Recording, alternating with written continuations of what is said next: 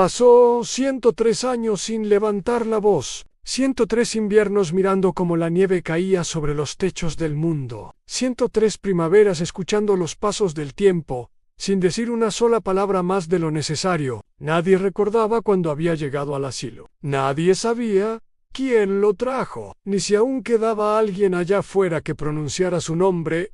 Ann vivía en una habitación pequeña, donde el sol apenas tocaba el suelo por unos minutos al amanecer. En la pared colgaba un reloj antiguo que marcaba las horas con un tic-tac cansado, como si también estuviera envejeciendo. El resto del día, el silencio lo envolvía todo.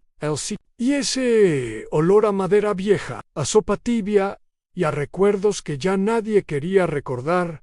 A los cuidadores lo llamaban el anciano del pasillo 3. Siempre estaba sentado en la misma silla, junto a la ventana. Desde allí observaba el jardín, las hojas que caían, los pájaros que iban y venían. Algunos pensaban que estaba perdido en su propia mente, otros que simplemente esperaba la muerte con paciencia, pero nadie se atrevía a acercarse demasiado. Había algo en su mirada que imponía respeto, algo que decía sin palabras: Ann, he visto más de lo que puedes imaginar. Nunca se quejaba, comía en silencio, dormía en silencio, y hasta su respiración parecía discreta, como si temiera molestar a los vivos. Cuando alguien le hablaba, él respondía con un gesto suave, un leve movimiento de cabeza, y volvía a su mundo de calma. Los nuevos empleados del asilo solían hacer apuestas sobre su pasado. Dicen que fue soldado, otros juran que era escritor. Yo escuché que perdió a toda su familia en un incendio. Nadie sabía nada. Nadie tenía pruebas. Y él nunca confirmó ni negó ninguna historia. A veces, por la noche, cuando las luces se apagaban, se escuchaba un sonido leve desde su habitación, en el arrastre de un lápiz sobre papel. Una enfermera lo descubrió una vez, escribiendo algo con manos temblorosas. Pero cuando ella se acercó, él cubrió la hoja con el brazo y con voz casi inaudible dijo: «Aún no es momento». La mujer sonrió, creyendo que se trataba de un delirio de viejo, y se fue sin insistir. Pero aquel anciano seguía escribiendo, noche tras noche, con la determinación de quien sabe que no tiene tiempo, pero aún le queda una última tarea pendiente.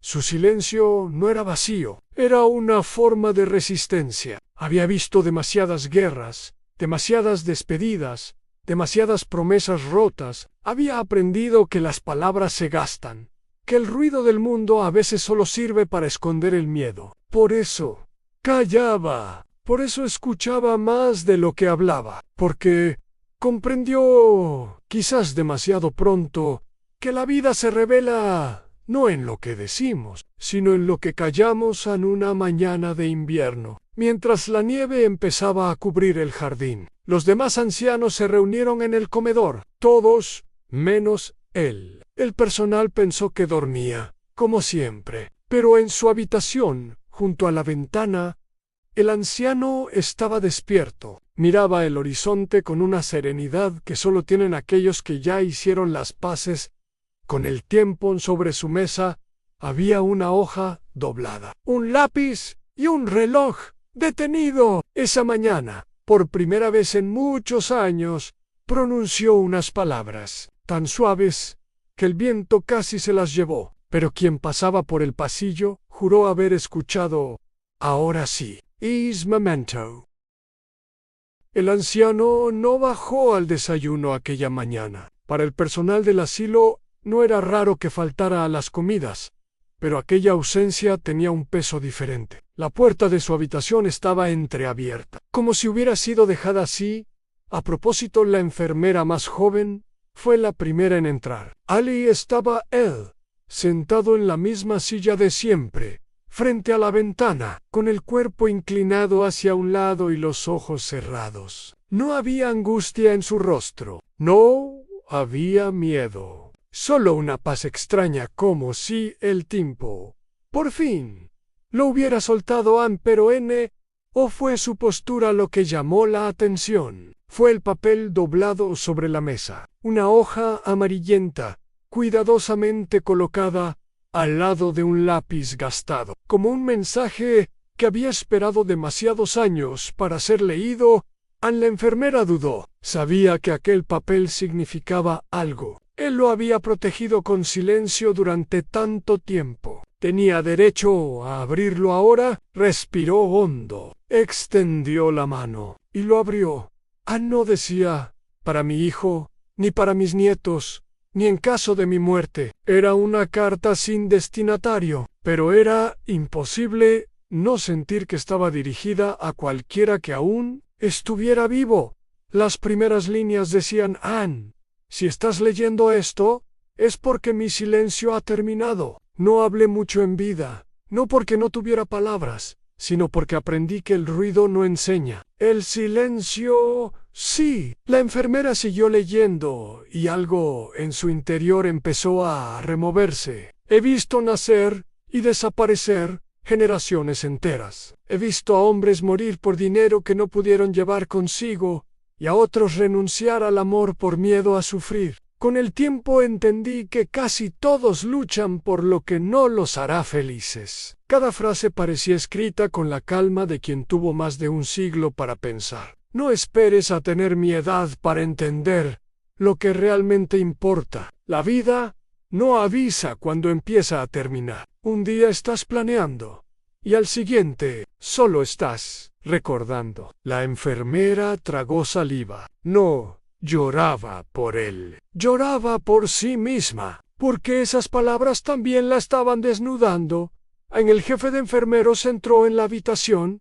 ¿Ha muerto?, preguntó en voz baja.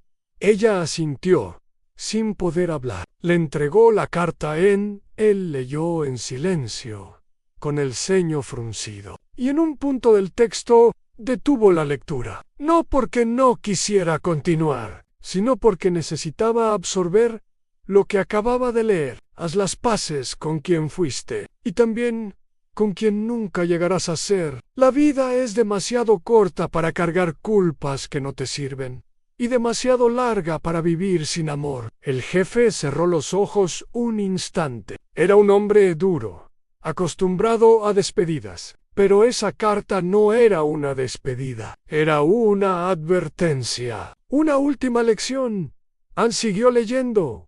No busques dejar tu nombre en la historia, deja tu ternura en alguien. Lo demás, el tiempo lo borra. La enfermera ya no intentaba disimular el llanto, y entonces llegaron las últimas líneas. Anne, cuando llegue tu último susurro, que no sea un grito de miedo, sino un agradecimiento, no por lo que te dieron, sino por lo que fuiste capaz de sentir. Silencio más profundo que el que él guardó durante 100 años.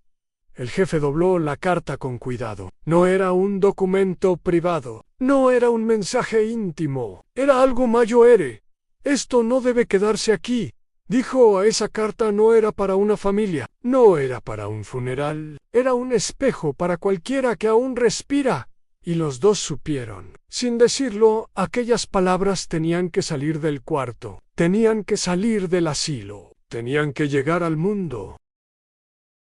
La carta no fue guardada en un cajón, no fue sellada en un archivo, no fue leída solo por el personal del asilo, porque era imposible creer que esas palabras habían sido escritas para morir en silencio. Igual que su autor, la enfermera pidió permiso para fotocopiarla. El jefe asintió, sin discutir. Quizás no entendían del todo lo que estaban haciendo, pero sabían que era lo correcto en primero. La carta fue leída durante la reunión interna del asilo. Luego, alguien la llevó a su casa y la compartió con su familia. Un hijo la subió a internet. Una nieta la publicó en redes y en menos de 24 horas, el susurro de un anciano que nunca habló en vida se convirtió en la voz más escuchada del día. A miles de personas la compartieron. Miles comentaron: necesitaba leer esto. Esto me despertó. Parece que me habló a mí. Gente que nunca lo conoció lloró por él, no por su muerte, sino por todo lo que había aprendido antes de morir. Un profesor leyó la carta en una clase de filosofía. Una enfermera la puso en la pared de una sala de espera. Un hijo que no visitaba a su madre hace meses decidió llamarla. Una mujer que vivía llena de culpas se perdonó. Un hombre que tenía miedo de amar de nuevo lo intentó. Nadie sabía quién había escrito la carta. Nadie conocía su nombre. Pero eso no importaba. Él nunca escribió para ser recordado. Escribió para que otros no olvidaran lo esencial. Un periodista resumió así: no dejó riquezas, no dejó apellidos, dejó una brújula emocional, una forma de vivir antes de morir. Y así, aquel anciano que pasó un siglo en silencio se volvió un maestro de millones sin levantar la voz. No dejó estatuas, no dejó herencias, no dejó retratos, pero dejó una frase que empezó a circular por el mundo como un eco eterno: cuando llegue tu último susurro. Que no sea un grito de miedo, sino un agradecimiento. Esa línea se convirtió en tatuaje, en fondo de pantalla, en audio de video. En oración nocturna muchos volvieron a vivir, no porque supieran cuánto tiempo les queda, sino porque, por fin, entendieron lo que el anciano quiso decir: no estás vivo por los años que tienes, estás vivo por lo que todavía eres capaz de sentir. Y aunque su cuerpo quedó en aquella habitación silenciosa, su último susurro nunca murió. Se volvió mensaje, se volvió espejo, se volvió advertencia, se volvió abrazo.